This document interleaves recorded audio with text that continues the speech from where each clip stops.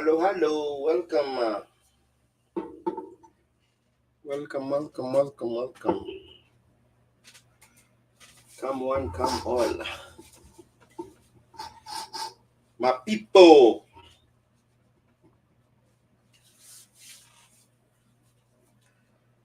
Mkoaje? How is everyone doing? Samuel Ngugi. Poa sana. I'm good. Good. Labda nyinyi. This week nimewatupa sana. I haven't been posting a lot this week. Just a busy week. Chirotich, I'm good. How's everyone doing? Mzee wako. Jeff. Poa jua tu. Mko aje by the way, where mna tune in from where? Kila mtu ananionea wapi? Mnanionea kutoka wapi leo? So leo tuko na time. Niko hapa around 1 hour 20 minutes. So live leo itakuwa it won't be a very long live. Poa Kenya. Hi Diana. Dennis Karano from Nakuru. Hi Paul. Where's everyone watching me from today? So yeah, Leo today it's a Saturday night live session. I'm here. Ask questions. Tuchangamkie. Uliza maswali tuchangamkie. Ask questions and I answer. Cherotich, Qatar, Paul Mulba. I'm following you live from Liberia. Hey, Paul, but don't go do your interview in Liberia to come to the US, Paul. Hey, Liberia is the worst country in Africa. I don't know if you watched my videos on denial rates. The chances of getting a US visitor visa in Liberia is like next to impossible. 78% denial rate. That's unfair, man. That's unfair. That is unfair. That's unfair. A country can be that. Liberians, if there are people who should protest, it is Liberians. They should protest. Jeddah from Saudi.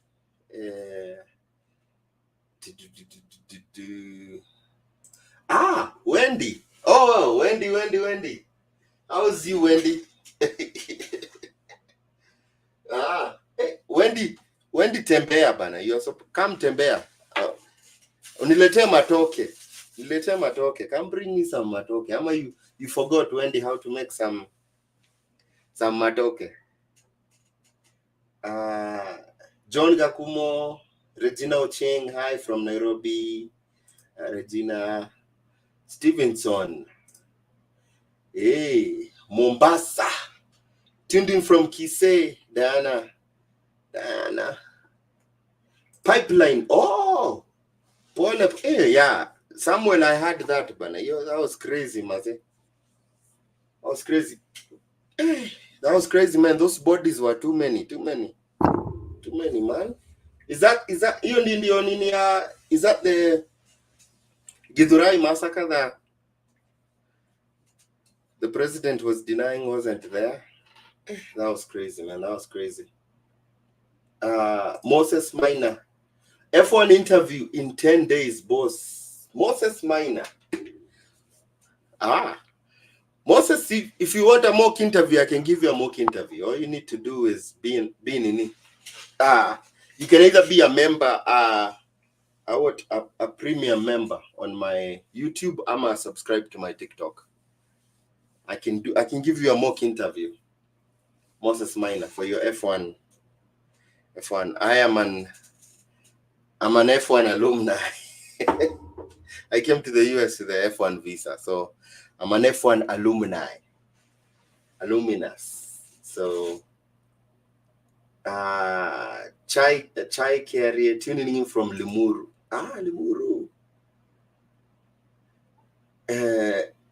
Dennis Karano, swali ni masters ya USA hizo GA hulipa aje? Na unaweza unda ngapi ukiwa mjanja? Dennis Karano, I think you're asking about the GA graduate assistantship. It depends, but graduate assistant in a depend. So when I did my scholarship, they were paying me $15 an hour. Yeah, so my scholarship, when I came to the US, I posted that scholarship here, and then I posted a video. It's actually on private now on my YouTube. I posted it, and I posted it for everybody, but somebody watched it and went to report it as, I don't know, they either sent a bad email to the people who are offering the scholarships, and so that the people who are offering the scholarships called me and told me to take it down. Actually, what I'll do is, if you're a member on my YouTube, I'll send that video. I'll release it to, I think there's 3 levels of memberships on YouTube. So what I'm doing is, I noticed some people buy my TikTok series. TikTok has been iffy with series. Like, it's been in construction for a long time, so I'm not able to upload a lot of the series nilikuwa nataka nizi-upload hapo TikTok. What I'll be doing is I'll be uploading them hapa kwa YouTube channel yangu. So yeah, if you become a member, then you get access to those so things like nitakuwa napiga research, watu wanataka Canadian. I haven't yet rolled out ya membership ya YouTube. Ndio nilikuwa nataka alafu nilikuwa tu create, but which is actually nice. I can talk about this. Wacha hii kamera yangu, najua hii kamera yangu iko na kamera yangu ya YouTube inakuanga na inakuanga na wacha nifungue app yake nione kama nitai-control. Connect. Nimecontrol hiyo. Okay. So I haven't rolled it out. Nani Karanu, I think nimekujibu swali yako. Graduate assistantship depends. When I was going to school, nilikuwa nalipa about $15 an hour. But I also lived in a very cheap state. North Dakota is a very low cost of living kind of a state. So me being paid $15 an hour in North Dakota, rent yangu nilikuwa nalipa zero. I was hosted. I wasn't paying any rent. So nikilipa $15 an hour, alafu nilikuwa pia na full scholarship. Someone is trying to call me. Alafu nilikuwa pia na full scholarship. Sikuwa na matumizi mingi. But $15 an hour, most of the time ukikuwa student, you can find a roommate, mko share bills. But ukipata graduate assistantship, most of the time wanakulipa hiyo per hour, but they also give you a tuition waiver. So unlike so many other students, when you have to hustle to pay for your bills, the only thing is you're worrying about is paying your room and board. So room and board, and you get a roommate. Campus housing zinakuanga cheap. So watu hawajui, usually every whatever you're coming to, a community college, unakuja a university, wanakuanga wamejenga around. So so most community colleges hazina dorms, unaona, but most universities ziko na dorms, but ziko na student housing. Na it is very easy. Alafu pia there are other people wako na biashara who komboleshaga. They are usually around the school who komboleshaga students. So it's very easy to get karoom kako cheap. karoom kako cheap. So the biggest struggle people wako nayo wakienda shule ni tuition. So ukipata scholarships, which is why it is so important. Undergrad kupata scholarships ni ngumu. Unaona, unless when ni athlete whatever, unacheza football, unacheza unaenda athletics, unafanya unless uko kwa sports ziko sponsored. Soccer haiko, most schools don't give soccer scholarships, but most schools zinapatiana football scholarships, American football. Most schools zinapatiana basketball scholarships, most schools zinapatiana athletic scholarships, so watu wa mbio, and hizi kuna sasa hizi nini za wazungu, hizi sports, these sports that are not in Africa.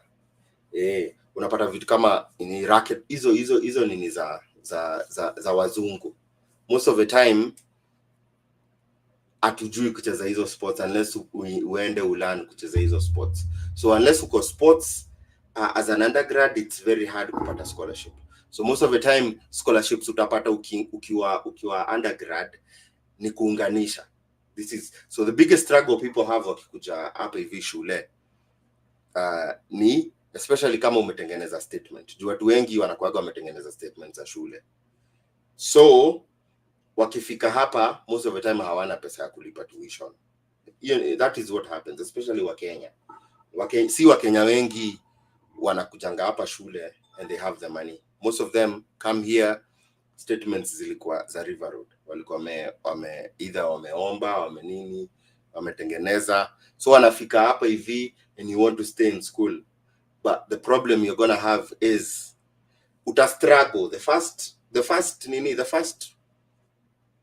2 or 3 semesters in a student's life in the US. Hiyo ndio the biggest struggle. Kwa sababu you're coping with culture shock, culture change, but you're also coping with umefika shule wanakuambia unafaa kuwa umelipa pesa by hii time, alafu you don't have the money. So hiyo ni shida ya undergrad. Most of the time ukikuja na masters it's unless wewe ni mtu bongolala, unless you're somebody who just you live under a rock, it's easier to get scholarships when you're doing your masters. Why? Because there's graduate assistantships and there's teaching assistantships, but you need to hustle to get those things. America is not a place where you won't succeed when you wait to be spoon fed. America is a place where you need to be proactive. Send yourself. Vile tunasema wa Kenya, jitume, send yourself, as in be proactive. When you're proactive, these things will happen. So graduate assistantships and teaching assistantships, they are there, they are issued. Sometimes they're not even in the department you're in, so you need to look for them.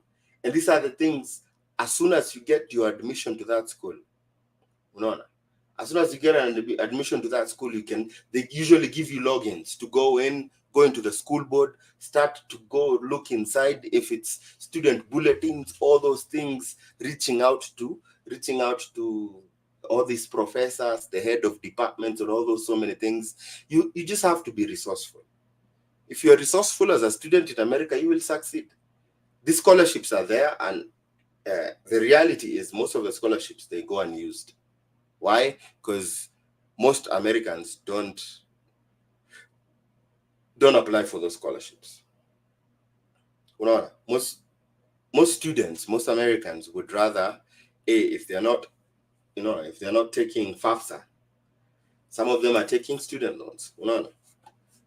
Some of them are taking student loans, so it's easy. They just prefer, hey, I'm gonna take a student loan, alafu nilipe, I pay once I graduate. So these scholarships most of the time zinaenda unused. Zinaenda unused. Zinaenda tu hivyo unapata. So because scholarships usually in accounting terms zinaitwa endowments.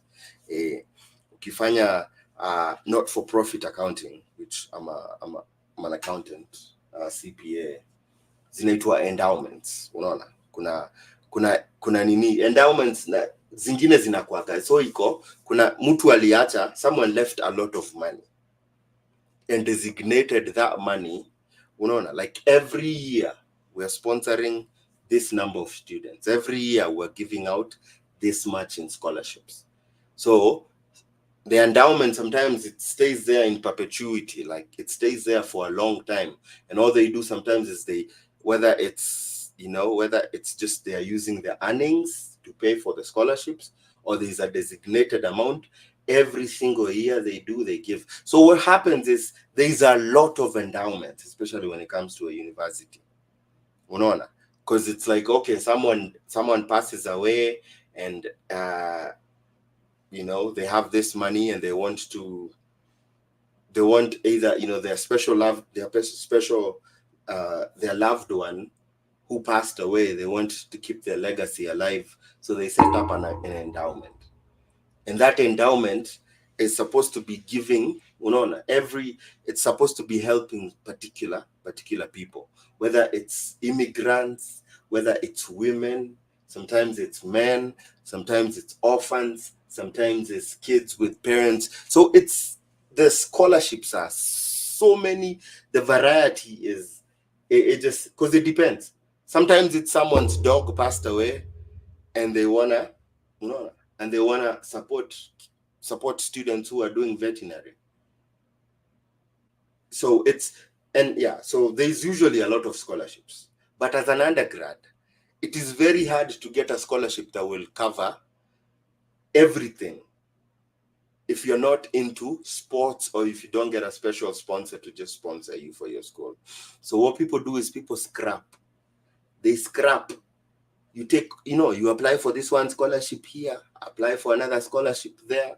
And so, because a lot of scholarships are like, okay, this one gives you $500, the other one gives you $1,000, the other one gives you $2,000. So you take one here, one here, one there, and then you add it together, and that's how most people pay for their tuition. But it's not easy. You need to know what scholarships are available. Where do you get the scholarships? Well, how do you know the scholarships exist? Yeah, when you don't have that information. A lot of that information is somewhere in the school website, but it is for sure in the financial statements of every school, because they have to disclose. When every school is they'll probably be filing a Form 990. That's the form that non-profits usually file. And when they file that, they disclose. No, actually, not even a 990. A financial statement. So if you look at every school and look at their financial statements, you will find there's a page that usually has listed, statement, whether it's a statement of net assets. Sasa najua, well, let me not be too technical, but it's going to list down all the endowments that are available, whether starting from those endowments that are restricted. There are those endowments that are, endowments usually go by restriction.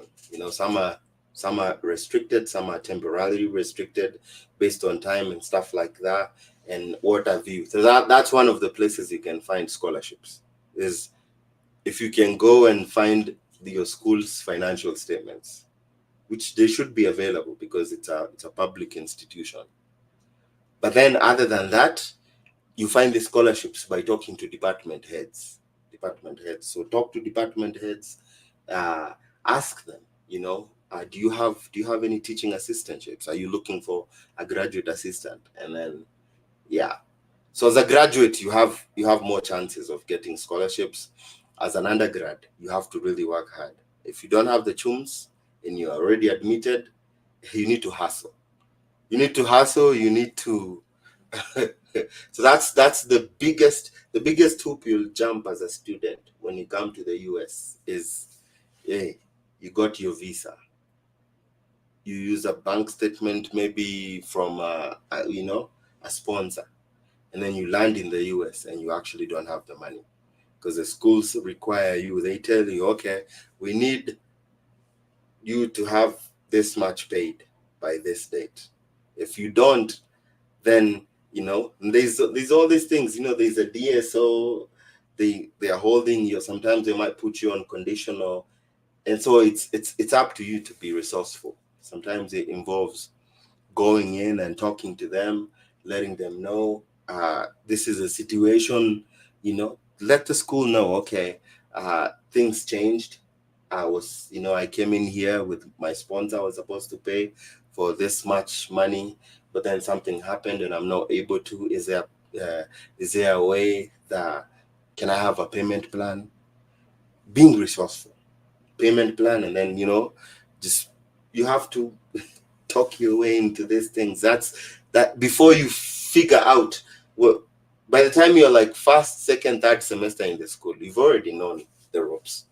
You've already known the ropes. You've already known the scholarships that are there, which ones you can apply, which ones which ones, whether you are an African student, which ones African students apply to, and stuff like that. But it's a whole, yeah. You need to be not living under a rock. You need to network with people. Yeah. Most importantly, too, especially as an international student, make sure you reach out to other international students. That's why as soon as you are admitted in a school, those school bulletins, those student boards, it gives you the opportunity to connect with whether it's people from your country or people from your continent. Then you start to ask them, people who are doing the same things, hey, sometimes it's posting, hey, I'm coming to the school, I'm a Kenyan. And then so that's what I did for me personally. I posted in the student bulletin that I'm a Kenyan and I was looking for a roommate. And then a fellow Kenyan reached out to me, and the Kenyan was living with a Ugandan, and I stayed with them before I found somebody who decided to host me through a church. Churches are very, very good. That's what a lot of people don't know. Churches will help you. Yeah, churches will help you, because through church is how I was able to connect with my godmom. Yeah, that's and they kept me for my whole time in school. They hosted me. They told me, hey, you don't have to pay anything. All we need is for you to just be here, help out a little bit, with mowing the grass, shoveling the snow, and what have you. Yeah. So yeah, that was one question that I extended, but you have to be resourceful. As a student, you need to be on your toes, man. Yeah. Be prepared. Also, there's something called planning. There's a way you can plan if you don't have money, so that you set yourself up better. What do I mean by that? What I mean is, sometimes if okay, maybe something has happened to the money, the sponsor, something has happened, you don't have that money. There are some semesters that are good to start school in. Why? Because if you start school in during the fall usually starts around August, September. If you start school during the fall, that means you'll have the fall and the spring semester. The fall semester ends somewhere beginning of December. And then the spring semester begins in January. So if you start school in the fall semester, that means you have 2 back-to-back semesters that you need money to pay. So if you are strapped for cash, the best semester for you to start is not fall semester. And you can always defer. You can always defer. If you get your visa, get everything ready, defer to the spring semester. Why? Because the spring semester is usually followed by the summer semester. Spring semester starts in January. So when you start school and you only have, maybe you have money for one semester, it's good to start during the spring. Why? Because then you'll do the spring semester. And then, so during this school time, you're only allowed to work 20 hours a week. So that's like half. full-time is considered 40 hours. Part-time is half of. So when you're during school, you're only required to work about 20 hours a week. But in the summer, you can work up to 40 hours a week. Now, summer semesters are where most students who don't come from wealthy families, that is the time they make money, because at least you're working full time. Thank you, Anja. You're working full time. So plan well when you start your school, because when you start the spring semester, then you only have one semester. And then after that, you can work during the summer, have enough money to pay for the fall. And then the cycle keeps continuing. But hopefully by the time now you are in fall, you've already known the ropes.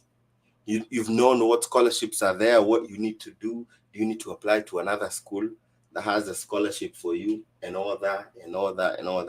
But you need to connect, network with people. And then, yeah. So that's all about school. It's all about school. I was very fortunate that I got my scholarship, and my scholarship was paying for everything. I wasn't paying for rent. I got the perfect thing. So yeah, I was telling you, when I started my YouTube channel, I posted the video on how I got the scholarship. I put the website, I put the email to contact, I put everything in the video. I put the process and everything. And then as soon as I uploaded the video on YouTube, a very evil person decided to reach out to the organization that was giving out the scholarships. And I don't know if they were being nasty or something, but it made the person who was, who recruits the people for scholarships, reach out to me, and they told me, hey, please pull down that video for now, and then I'll let you know when to put it back. That's a polite way for someone to tell you, don't give that opportunity to those people. Why? Because some evil person decided to do that. But it's a scholarship. It's still there. It's still available. That's how I went to school debt free. That's how I went to school finished school without any student loans. It was a full scholarship. I actually wasn't even working inside a school. I was working for a US employer, which is very rare. It's very rare to get scholarships that allow you to work with a US employer other than the school. But I was actually getting real life work experience working with an American employer. So so the scholarship is still there. Whether I took it down, it's still there. So what I was getting to is I have a lot of information, and some of the information, just because of that instance, because I posted that scholarship to help people. But then an evil person came and kind of ruined it for everybody. Which now I know. Some things you don't give to everybody, because some people will not appreciate them. Especially when you give them for free, some people will not appreciate that, and some people are just evil. They will go and ruin that opportunity for people. So now I know. And sometimes, if people haven't, they haven't sacrificed anything, they haven't paid anything, they're not going to value that. So there are some things that you can't just give to everybody, because you give to everybody and people just, they'll take that and start selling it. They'll go and spoil it for everybody. So, which is part of the reason why, it's like the TikTok series I do. I post because I know, okay, if somebody's willing and they pay for that, they're spending their money, and they're most likely going to use that in a responsible way, rather than giving it for free for everybody. Who's gonna take that thing, either go selling out to everybody or things like that. So, which is why I love the TikTok series, because I can separate. So some of those things, like in my series, you'll find some very unique things, whether it's like conferences that are happening in the US for the whole year, which is will be my idea with the YouTube membership. YouTube membership. I have so many videos that I want to upload, but TikTok series, it's been under construction now for the last 1 year. I haven't been able to upload it. I have a lot of videos. I have a lot of conferences, whether it's Canadian conferences, whether it's agricultural conferences, whether it's all these conferences that people can, whether you're applying for, your B1, B2 visa, you're coming for a conference. People often struggle with, hey, how can I get a conference for real estate people? How can I get a conference to go to Canada and all those? Because you go to other people, they'll sell you at really exorbitant prices, obviously, which is agents. But the platform and the membership, some of these videos and things will only be available according to the different level of membership. So the basic membership gives you the opportunity, hey, because people want to ask questions, general questions, reach out to me. I'm not able to reach out to everybody. I can do it takes a lot of time. Doing content work takes a lot of time, Aki. If you've ever been one, and especially in this area, you need to research a lot. By the time you research, you need to understand. Record a video, edit it, and then post it, and then answer questions and all that. So many things that are happening. That's a lot of time. It's a lot of time, and some of these things, man, they take, So suffice to say, that's what I am rolling out in the YouTube membership. I hadn't thought, So I guess this is the official launch of the YouTube membership. So it comes with different tiers and different levels. I think there's a basic, there's a premium, and then there's the elite. So the elite level, my idea is people want mock interviews. Mock interviews are very helpful. A lot of the people I've done mock interviews for, the success rate has been really good. It's because sometimes you think you're prepared for the interview, and then you go and the interviewer asks you one question and you are super confident, and then everything goes out of the window. Because if you haven't done a mock interview, you're just going there. There are so many factors that play a role. You go into the embassy, one of the things you notice is there's so many people, and then there's usually people ahead of you in the line. And then it's like, you start to focus on that, and people are like getting denied. They're getting pink slips. By the time your mind is gone and you think you're prepared, you know what happens in a lot of mock interviews? I ask one question, and then somebody who is very confident, their brain gets crumpled. Why? Because in your mind, mentally, I was prepared for this interview, but then when it happens, you realize just how unprepared you are. It's just because sometimes you wanna be confident, and you might be confident here, and then someone asks you one question, and then it's like, what is the purpose of your visit to the US? And then someone they're like, wait, I thought you were prepared.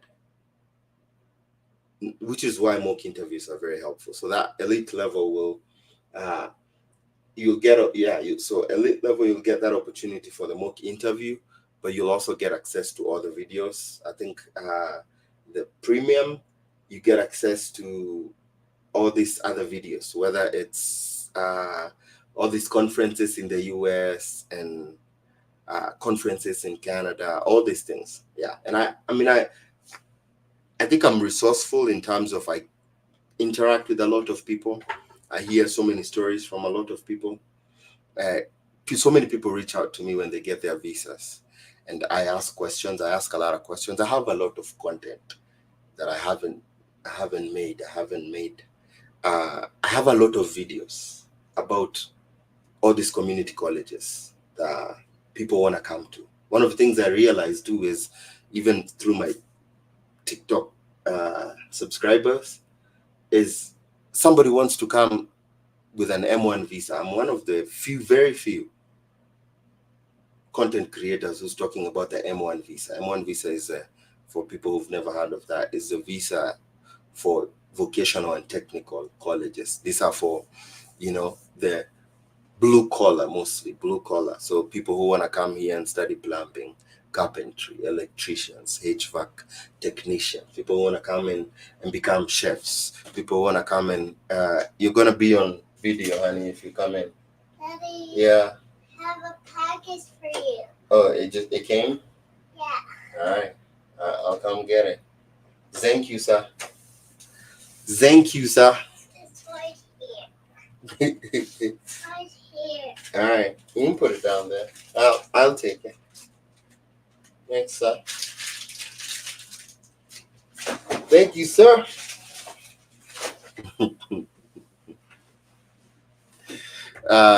Yeah, so I have a lot of videos. I travel a lot, and one of the things I decided to do is every time I go to a different city, I've been taking videos of community colleges. And so I have a lot of videos that I haven't done. I have them, but I haven't done any content on them because some of these things I've been thinking, how do I do this? How do I roll this out? It's very different when you look at a school, like someone tells you one of the video, like, oh yeah, like I was in Washington. I have the video of like all these community colleges, like Everett Community College or like Highline Community. I have the video of how the school looks. I've driven around taking a video of the school. So, and a lot of times you just, all you see is a school and you see the website, but you don't know how the school looks. And I think it's good if somebody shows you a video of, this is me driving through the school. This will be if you get admitted to the school, this is how it's going to be. And then you can look at the school and you're like, oh yeah, I like this school and stuff. So that will be, those are the kind of videos I'm going to put in the membership. Sorry, everybody who came in looking for a question and answer session, and then this turned out to be a membership launch. So yeah, so that's my thing. So that's the membership. That's what I'm gonna be doing. I'm gonna be putting in all those videos. I'll start editing them. I have so many videos of, so yeah, so many videos of like, hey, somebody wants to know how's Texas. Texas is like Texas is the second, probably my third state I've traveled to the most. So many Kenyans go to Texas, and they want to know, hey, man, I'm wondering about Texas. How does Irving look? How does this city look? And what have you? Just kind of an insight into some of these things, but also, I'll also, because I have the spreadsheet again, because somebody I noticed, I was talking about the M1 visa. I noticed people say, hey man, I want to come do cosmetology. And then you're like, okay, look for schools. And if someone tells you to go look for schools like cosmetology, it's a tall order if you live outside the US. Why? Because the school is on College Board, the school is on Google. There's so many things that go along with that. I noticed that because like cosmetology was one of the courses. And okay, I went and I looked, okay, we found all these schools that offer cosmetology. But then you start looking deeper. It's like you try to apply to these schools, and then you notice the schools say that they bring in F1 students, but they really don't. And also too, you notice some of these things, it's like some of the schools, they want you to pay for half, to put a down payment of 50% of the fees. Put a down payment of 50% of the fees. Who has that money? Nobody has that money to put a down payment before you even get your visa. So it's me like doing that research, calling these schools and asking these questions and realizing, okay, some schools require you to pay like a 50% down payment and you haven't even gotten your visa. Some of the schools have like the deposit, some of the deposit is non-refundable, and it's a lot of money when you're not guaranteed to get the visa. So you don't know these things if you live in, if you live outside, and sometimes you try and call and they don't answer those calls because it's somebody calling from a different country. So you don't know any of that. So it's, so that's what I'm trying to say. It's that some of this content, not for everybody, but for special people, and also being appreciated. It's content. You're spending time, taking time from my family.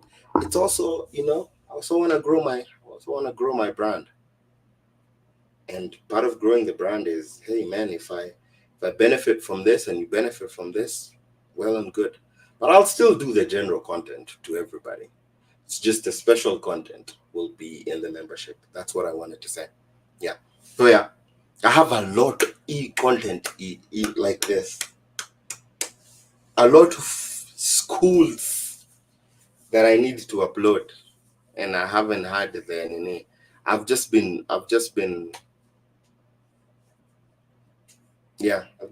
thinking and planning about that. So yeah, so that, and also so all those conferences and things, I'll upload those in the membership, but I'll also be having some like just member lives where it's just members and you guys can ask questions and kadhalika. And also when TikTok goes away, because TikTok is gonna, I don't know, it might go away, might not go away, but TikTok is not the most friendly app, especially when it comes to information.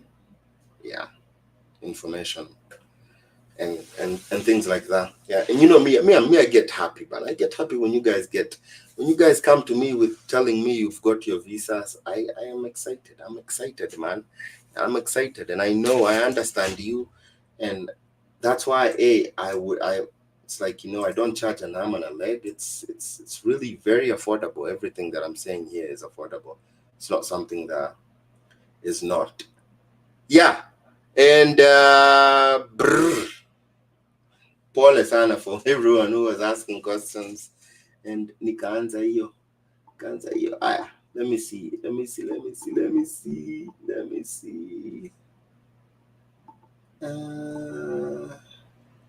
how can I get you? I'm not good in WhatsApp actually. I'm not. So some people send me messages on WhatsApp. I'm one of those few people. If you want to reach me, don't send me a message on WhatsApp, because I'll probably not look at WhatsApp. I look at like YouTube and TikTok way more than I look at my WhatsApp. So, but there's also something. So like if you become a member, then I see you, because I see that. Become a member or become a subscriber, I see that. Those are some of the things I see. And I'll obviously prioritize you. Kindly, how do you book for the mock interview? Mato, that's the other thing. Either TikTok, you can do TikTok subscribe, or do the YouTube elite membership, and I will reach out to you and we'll plan. Atiniaje, kuna mse alicheza DV 2025, luckily she was selected. Shida ni alizaliwa Kenya, pale kwa chargeability area aliandika Rwanda. Okay.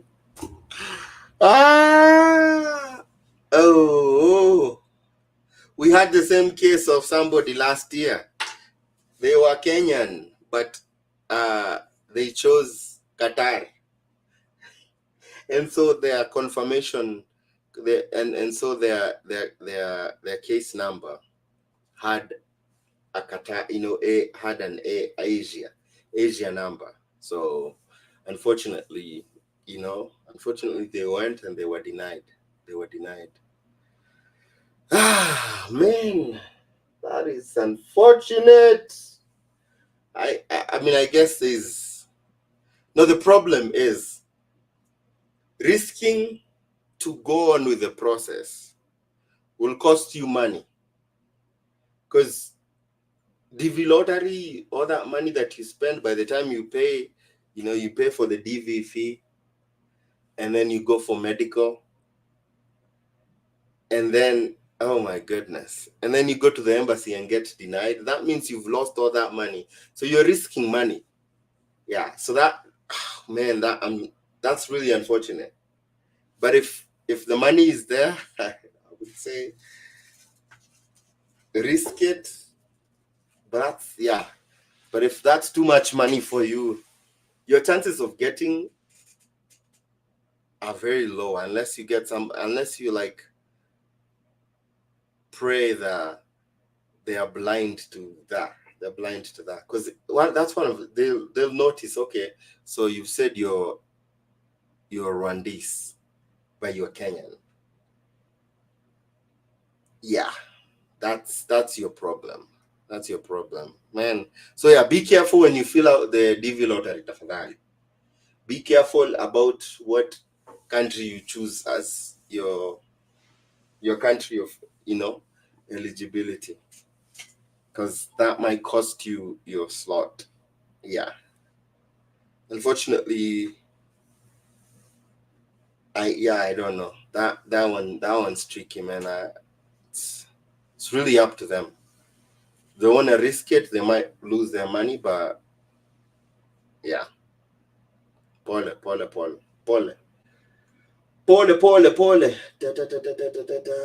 pango. Aya, echoes of existence wanasema niaje. Owen, niliona for P visa somebody from the US has to file an I-194 from USCIS. How do I go about it? What do you mean, echoes of existence? For P visa, somebody from the US has to file an I-194. I-194. What's an I-194? Unless you're talking about the I-94. I-94 is your record of stay. From I-194.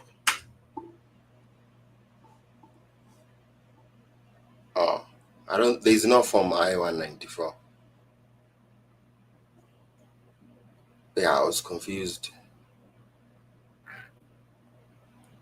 Yeah, there's no form I-194, Nani, echoes of existence. And that doesn't have anything to do with, they usually give you at the port of entry. These days I hear when we were coming, they put it in our passport, that you could see that paper. It's your arrival, departure date record. That's the I-94. P visa, you have to. P visa depends. P visa, you need to. P visa, you still file the nini. And what P visa are you talking about? Because P visas are different. P visas are very different. So unless you're clear with me about, because there's P for athlete, there's P for artists and entertainers. Let me pull up that nini. So yeah, unfortunately, Nani, echoes of existence. Your question has many questions, because ultimately you still have to file a DS1. Yeah.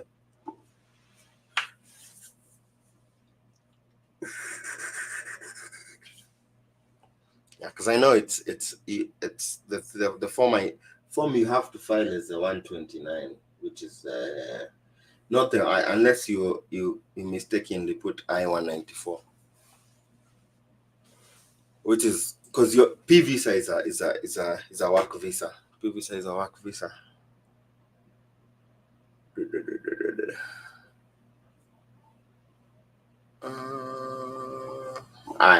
Let me skip you. Between health administration, public health, project management, master's degree, which one is more marketable in the US? Between health administration, public health, project management, master's degree, which one is more marketable?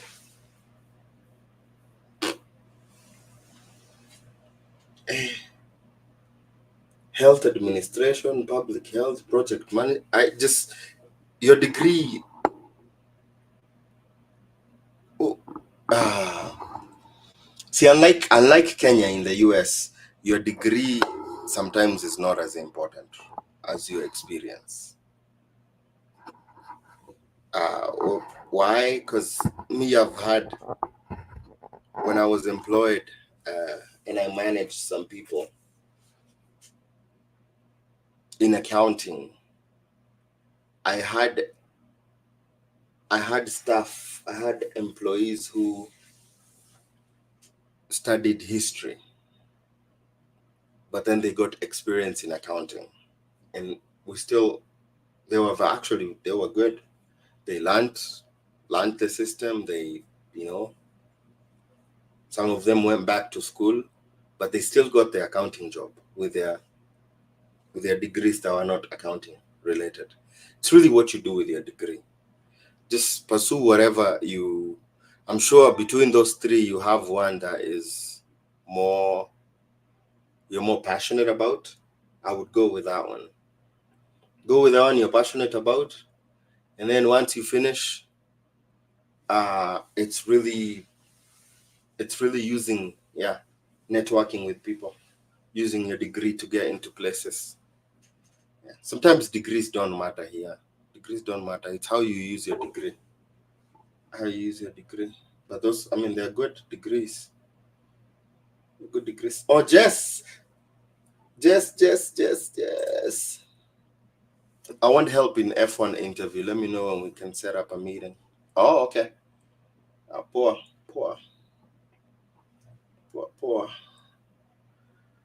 Nitumie visa gani nikikam kufanya HCA? I hope you know. So HCA, watu hawajui, ni it's a step down from CNA. So CNA, Certified Nurse Assistant, HCA. It's a home care.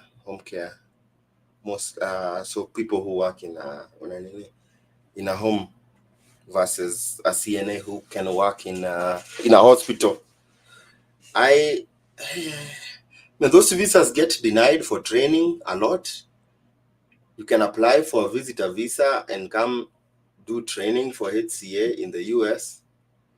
The chances of getting that visa depends with how you interview. You can do that. Try it. But otherwise, what people do is people just come with a regular visit visa, and then you can be able to, you can actually go to school with it, because the only thing they need is your passport for you to do your HCA study, and also so it's 75 hours, so less than 2 weeks to study, and then you sit for the exam to get your license, your HCA license.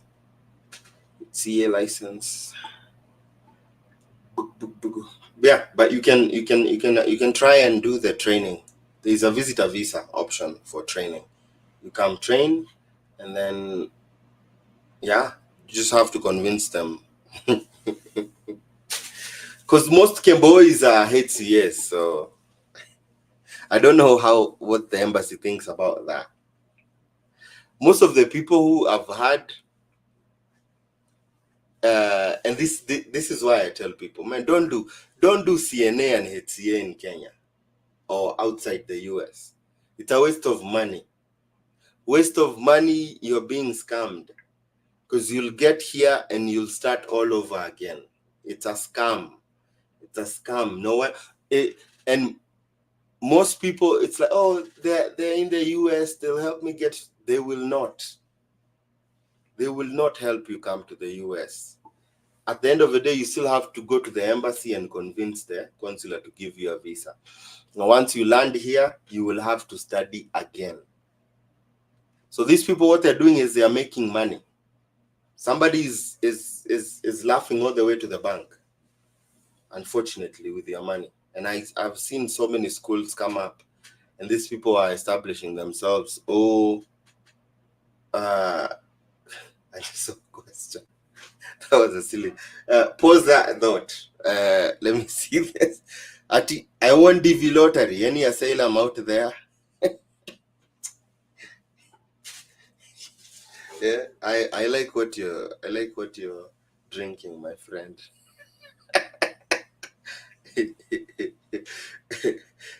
So Primo. Wait, Primo suspects. Yo, congratulations, Primo. They got the visa. Yo, that's so exciting. That's one of my subscribers here on TikTok. Yeah, that's really exciting. That's really exciting. Oh man, Primo, you guy, my guy. I mean, you have to come. So that's a parent who the daughter was Nini was getting an F1 visa. So I'm super that's awesome, man. That's really excited, Primo. Super exciting. So congratulations, man. Panda, tuma request Nani Primo. Oh, she'll be there in 3 weeks time. That's, man, congratulations. Akifika, I'll connect with you, Primo, behind the tent. Connect with you behind the tent, Maze. Yeah, it's exciting, man. It's exciting. Sometimes it helps to Nini, because like with Primo, I checked their Nini. I checked their subscribers. So I looked at their DS160. Sometimes you find some things. Because one of the biggest problems is how you fill your DS160 when you go for these interviews. Some of you get denied before you even go to the interview because of how you filled your DS160.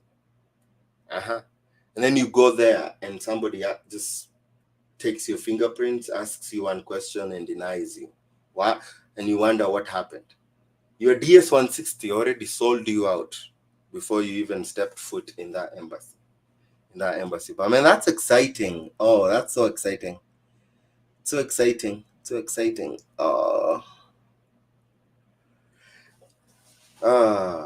beautiful. Oh yeah, I was talking about Nini, HCA, CNA, all these schools in Kenya, mostly in Kenya, because that's where that's where people get scammed, Aki. So people get scammed a lot. Is you're going to these schools, Bana. The denial rate in these people who, because what happens is they after you finish, this is how they lie to you. They tell you after you finish, we will help you get to the US, and they give you all these invitation letters. They have homes here in the US, so they're it's like you're going there to do training in their homes.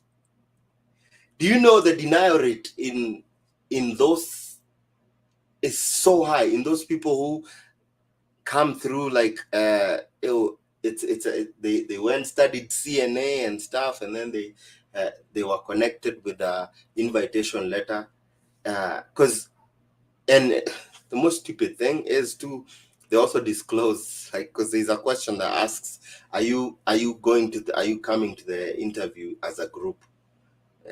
Silly. They all disclose, yes, we're going to the this. As soon as you do that, all your DS-160s, they are flagged, and they see, okay, all of this are coming for this home care. They know what's happening. The chances of getting denied that is very high. Yeah. Most of the people I know who have gone through, like, to come to the US to train at this home cares, they get denied.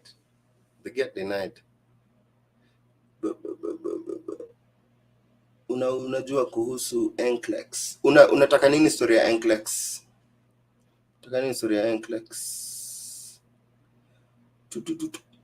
Ati yule boy tulikuwa tunachangia kukuja alikam. Oh yeah. No, Peter is in the US. If you haven't, kama huku ingiaga kwa live zangu, Peter ako US. Ako US ana settle. Ako nini? Ashaanza kuchapa mboka kwanza. Ashaanza kufanya kazi. Shapata dola ya Amerika. Peter sijui kama ako live. Unajua watu wakishaanza kufanya kazi ya Amerika kuwapata ni ngumu. But alifika ako sawa. Ilikuwa story yake ilikuwa ukweli.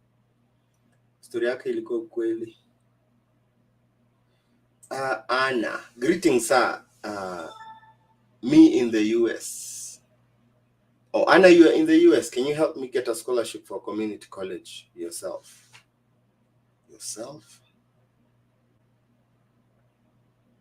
Anna, community colleges are cheap, bana. You're in the US. Those are some of the things, Nini. Become a member. I'll talk you through how to do that. You don't even need a scholarship. Community college, man, you don't need scholarships. Community college, bana, all you need to do is kujipanga vizuri. Community college ni kitu unaenda shule unajilipia, unaenda kazi unajilipia.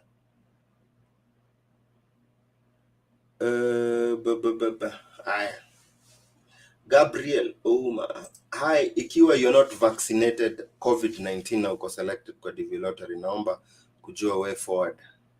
Oh, nasikia walitoa hiyo story ya nini. I don't think COVID is as ni vile ilikuwa kitambo. So unaweza nini? Jua tu. Si kila mtu najua, si kila mtu alipigwa nini? Alipigwa vaccination. Watu kama mimi sijai kula nini ya COVID. Mimi sikupata vaccination ya COVID. So uko sawa nani? Gabriel. Hi Owen, I'm Kilitia from Kenya. I have a Salimai loan to fund my undergraduate degree in nursing in the US. Can I really get a visa? Man. So one of the issues a few people have reached out to me, especially students, is when you come to study nursing, it's almost become a red flag, just because of how so many Kenyans have, because a lot of Kenyans come here, they study nursing, and then they change from whether it's student visa, or some of them have studied nursing, they come here, they change from F1 student visas, or some people even come here as visitors and they change to EP3, which is a work visa for the permanent green card. So nursing has almost become a red flag when you apply nursing, because they know the intention of most Kenyans have done that. But again, just because somebody else was denied doesn't mean you get denied. It's all I know is nursing has kind of become, when you come to study nursing in the US, it's almost become a red flag, because most people who do that don't come back, because it's easy. It's one of the easier options, is study nursing and get a green card that way. Yeah. But as soon as you land, You can change. You can get another, apply for another degree, get in the US. You can always change your major. That is, you can come here as soon as you get here, change. Obviously, with nursing, you'll have to do those prerequisites, but you can always change your degree and study nursing. But as far as using outrightly that you're studying nursing, red flags, I think. Red flags. Kuna mtu anataka nimrushie mbao, sijui. Hata ni knock on wood. Sina mbao hapa hivi. Kutupia kimbao. Maslefu. Can you please tell us the website ya nini? Man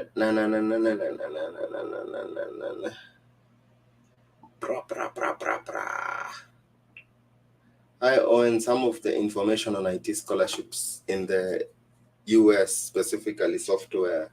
Man, IT is good, man. I have so many people who they don't even want to come to the US because they got remote jobs and they're getting paid US dollars and paying Kenyan bills and not US bills. A lot, IT is one of those degrees that you know how to use it well. You don't even need to come here. Some people, they just work from Kenya and you start working with one of these US firms or whatever, because you can work remotely and then you get paid in US dollars and you're paying cheap rent, cheap bills in Kenya. And if you wanna, it's very easy to get, if you wanna come visit your employer or something like that, then some people do that. They just come visit, come attend meetings and stuff, but then they stay home. Because they make good money. A lot of us, I mean, me included, if you get the opportunity to work like in Kenya and get paid in US dollars, like competitively, oh man, a lot of us would choose to stay home. Yeah, because it's the bills back home as a cheaper.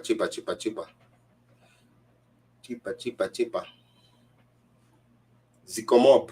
Yeah, IT ni Zikomob. But also IT. So IT inatumika sana. IT is mostly used by Indians in the H1B visa. Thank you. H1B visa, IT is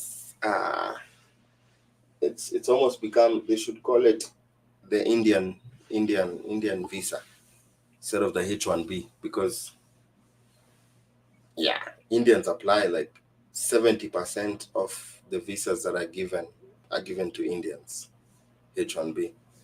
So that's a work visa. It's a temporary work visa, and there's opportunities. So if you're into IT, I did a video on H1B visas, so you can check it out on my YouTube channel.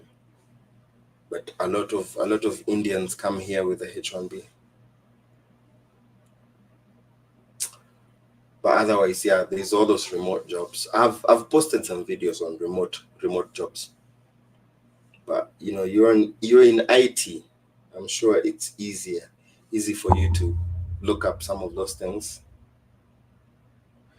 Niaje, how can construction supervisors come to the US?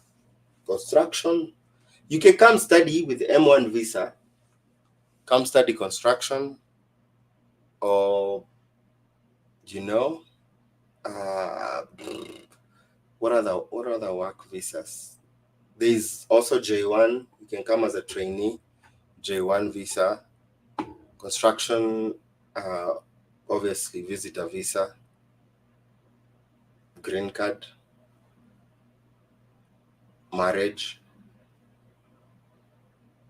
Yeah, that's some of the ways you can come as a construction supervisor. Yeah, I don't know if EB3 is an option for you unskilled, but I would say M1, come study construction, J1 work visa for either the trainee program or internship program. I don't know if the internship is, I know trainee you can, internship I don't know as much. Visit visa, and then hustle your way around, or get married, DV lottery. Yep, these are some of your options. Hello, niaje, nadai one on one na wewe. Naweza fanya aje nikupate? That's yeah, as in ndio hiyo nimekuambia, either membership ama subscribe to my TikTok, channel, or become a member, and then I just let me know and I can reach out. Najua nimekuwa MIA hii wiki nimekuwa MIA kiasi. How can one travel to USA or Canada with a tourist visa, then after arriving change it to work visa? How can one travel by air or ship? You can change. Just come here with a tourist visa and change it into any of the work visas. You can change it into a P visa. You can change a visitor into M1 visa. You can change into a student visa. You can change into J1 visa. You can change visitor visa. You can change visitor visa into an EB3. You can change a visitor visa into a H1B. You can change into into an O visa. Yeah, so many options. I've also done a video on that. Yeah, but if you want it more practical, we can talk moja kwa moja. Once you get your visa, and you get here, give me a call. I can panga you, show you some ropes. Unaweza pitia. Show you some ropes. Hi Owen. A third year architecture student got invited to attend an architectural conference in USA. What should she do to improve home ties and increase her chances to get a visa?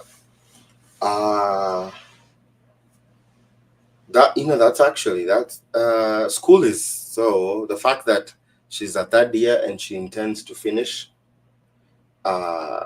school is good. That's a good tie. Some of the things she can do: get an offer from a reputable firm in whatever country. I don't know if it's Laboso or Kenya. A reputable architectural firm in Kenya giving her a job as soon as she graduates school. That's a good tie. That actually, she doesn't have to have any kids or things like that. But I think that, especially for her being a student, having an offer saying, hey, the employer saying, if you complete, once you complete your studies, you have a job with us. That's a good tie. Very good tie. Those are two strong ties. But also you can add a community tie if she's doing something important in the community. An example, Laboso. Laboso is Masai. Laboso Masai? I think so. But so there's a lady who got her visa, and she didn't have big financial ties. She didn't have a travel history. What she does is, she, as a Maasai lady, she had started an organization helping like young Maasai girls, to teach them, train them about, help them, whether it's providing sanitary pads, and but also like teaching them, educating them about the importance of, hey, staying in school and all those so many things. And that's how she got her visa. Why? Because she showed the officer about how important her organization was, and why she couldn't. I can't stay in the US. I have a very critical role in my community to play. Those girls, they need me. I can't I have to come back home. That's, it's my mission in life, is to educate these girls and be there for them, help them, yeah. So she stood out as a pillar in the community. That's how she got her visa. She wasn't married. She didn't, her job, she was making what, like 60,000 Kenya shillings per month. Yeah, she was single, no travel history, but she was passionate enough speaking about that, and she got her visa. I hope I helped Brenda. But yeah, with that architecture, yeah, or maybe a personal, maybe he or she has a personal life goal to do something big. Okay, so the city where I live, there's this guy. This is a story about an architect. This guy, he wanted to build a castle. What's the name of this? It's a very interesting guy. He had a dream as a little boy. I'll tell you about this place. Maybe you can come, say you want to come attend, you want to get your visa and come to this castle.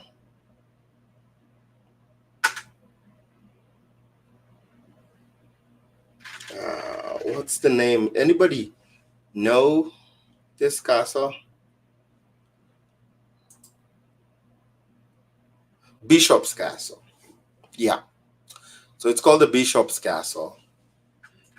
So this guy, the story is, this guy, he had a dream to one day build a castle. It's in what's the name of the city?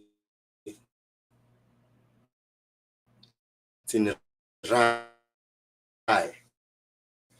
R-E-Y, Rye, Colorado. So Bishop, and it's a one-man project. He had this dream to build a castle, and he started as a young boy building it. People would laugh at him, wondering, this crazy guy wants to build a castle, but that's what he did. He built a castle, and now it's like it's a national attraction. People do ceremonies here. People go, they pay to get in and see it. It's become a monument here in Colorado, Bishop's Castle. Why? Because this guy had a dream to build a castle, and one stone at a time, he would do that. He would build this thing, and now it's a national attraction. National attraction. Yeah. So yeah, actually, so he bought a piece of land. Bought the land for like $450 when he was 15 years old. This is the story. Bishop bought the land for the site for $450 when he was 15. And construction on what was originally intended to be a family project to build a cottage, it started in 1969. You'll be on camera, honey. Yeah. All right. You know you're on camera. Okay. And say hi to the people.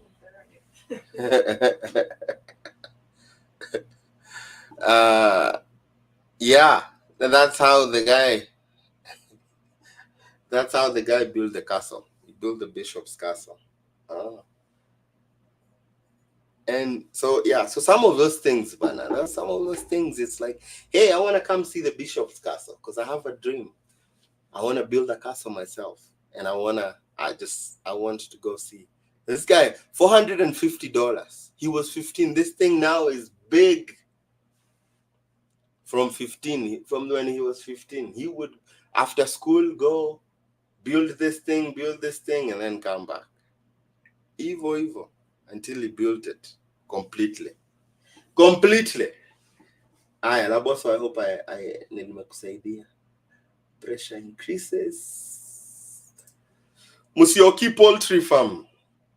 When on F1 visa, must the bank statement used for admission on school be the same one? Should carry for the visa interview. If it's possible, make it consistent. Make it consistent. Let it be because whatever your I-20 says, let it be what your DS-160 says, but also let it be what you say in your visa interview. Yeah. You guys you heard nimekuja kuulizwa kama ninamaliza. I was supposed to be here. Niliwaambia leo sikai hapa sana. Hi Owen, does the school that offered you an I-20 matter during an F1? If yes, how's the reputation of CSDUH? Chances of getting a visa with a university are much higher than getting a visa with a community college. Why? Because they know universities usually have a more strict way of they give admissions. Community colleges, a lot of times you just apply, they accept you. They don't have a lot of times it's like, it's like universities play hard to get, community colleges are available. Yeah. So your chances. During the interview, they'll want to, because they know you didn't go through a lot in a community college to get that admission.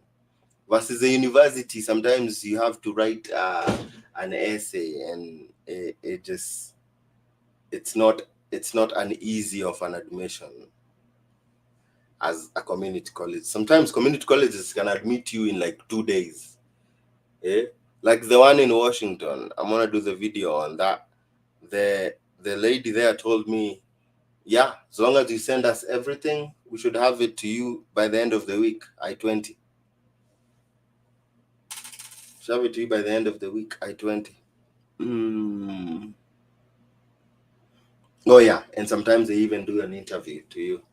Msi akiwa na green card DV anaweza file partner yake akuja, ama lazima akuwe citizen? No, you can bring your partner with a green card. It'll take longer than if you're a citizen. Take longer if you're a citizen. Niko na 2M, nicheze aje nifike hiyo area. 2M ni pesa mingi bana. 2M hata utajisaidia na usaidia mtu mwingine kukuja. Aya watu wangu, let me nini. Leo nitakuwa natoka mapema juu ya nini? Toka mapema juu leo naangalia nini, niko daddy daycare. Angalia daddy daycare. Aya wadau, weda. I hope mko fiti. Poleni by the way kwa najua nimekawia sana hii wiki, lakini I think nitaanza kupangaga regular programmed lives, ndio tukuage nini. Siku hizi tunaingiaga live kama popcorn. Ting! Ndio huyo mimi. Pum! Ndio huyo nimetoka. Haya, tabidi tumenini, mtaniambia. Niandikieni hapa YouTube what is nini. Jeshi wanalipwa pesa. Jeshi hawalipwi pesa mingi, lakini ni benefits wanapata. Kitu mzuri na jeshi ni hata kama ulipi pesa mingi, utakuwa citizen haraka. Utakuwa citizen na kuna kitu mzuri. Unajua watu wa kawaida, unless ukioa unakuwa citizen after 3 years. Hii raia ingine, raia DV lottery, raia hii ingine hapa wanakuwa citizen after 5 years. Ukiingia army unakuwa citizen mara hiyo, within the year utakuwa citizen. Hiyo ndio kitu mzuri ya jeshi. Hiyo plus the benefits unapata. Nitumie visa gani nikikam kufanya? We John Terry, si ulikuwa umeuliza hiyo swali hapa? Nilikujibu. Kuja uone hii video imerekodiwa hii hapa ya YouTube. utapata jibu yako. Nilikuwa nimejibu hiyo story ya HCA. Wale majirani walifanya karibu waende popcorn. Hao majirani nimewaweka kwa nini ya Passover juu huko kwa sidhani nitawahi enda tena. We. Kuna watu unajua, kuna Jezebel wa ukweli. Kuna Jezebel wa ukweli. Hizo bana. Hao wanaweza kukumeza. Wanaweza kukumeza. Hizo ni Melias. Melias. Huko mimi nakaa mbali na huko sana. Aya. Bra. Aya watu wangu. Barikiweni sana mazee. Congrats mazee kwa nani? Congrats kwa man, congrats sana kwa kupata visa Aki. That's nice man. It's always nice kusikia. It's always nice kusikia hiyo story. Kusikia mtu amekwambia, by the way, ile kanini ulituangalilia tulienda tukapata visa. Tukapata visa. Juni nini? Na almost every DS 160 naangaliaga na kujanga na kakitu. Juu hata hiyo ya nani? Hiyo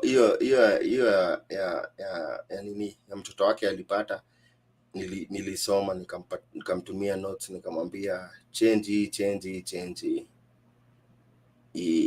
Kaambia change. So yeah, congrats sana by the way. Alafu huyo alikuwa mzee by the way. Mzee alikuwa anasaidia mtoto wake. Huyo ndiye ali reach out. Huyo ndiye alikuwa subscriber. Mtoto wake ndiye alikuwa anakuja interview ya F1. Karibuni sana Amerika.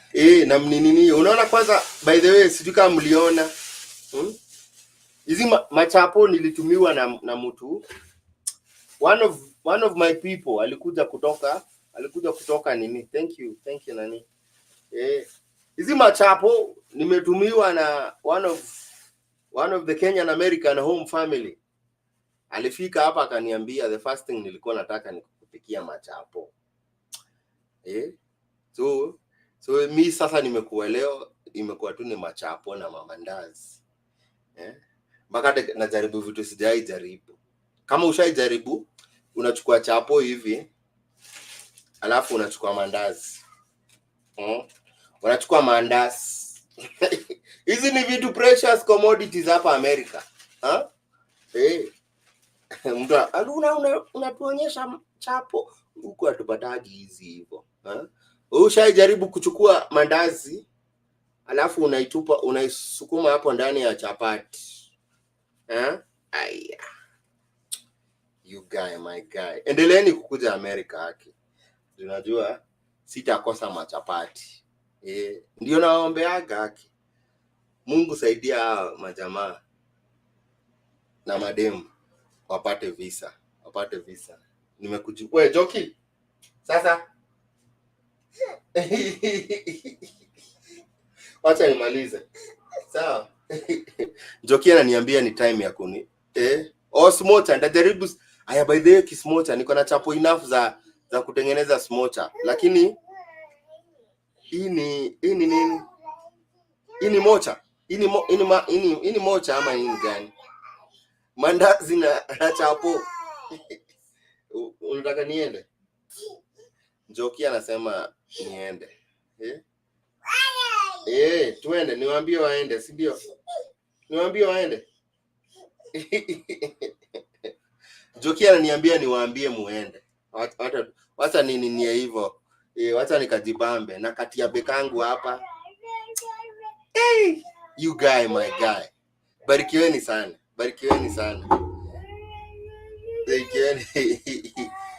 Joki, wacha tumalizie watu na kawibo. Kare tunamalizaga nako.